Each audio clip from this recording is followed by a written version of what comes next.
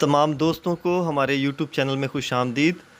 جس طرح کہ تعلیم ہر بچے کا بنیادی حق ہے، اس لیے ہم نے یہ اسکول شروع کیا ہے جس میں ان بچوں کے بنیادی حق کو مد نظر رکھتے ہوئے ہمارا سٹاف دن رات محنت کر رہا ہے تاکہ ان بچوں کو معیاری تعلیم دی جائے۔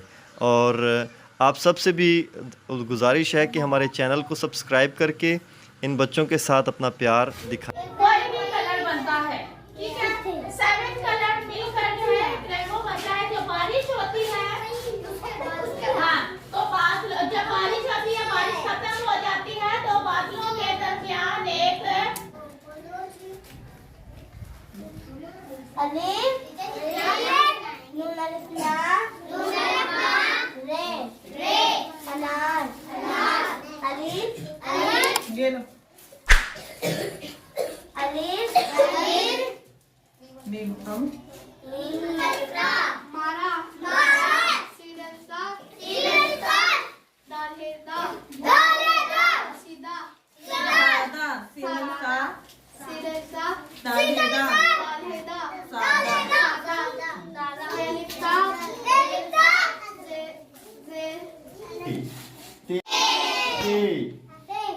تے کے کتنے نقطے ہوتے ہیں؟ دو۔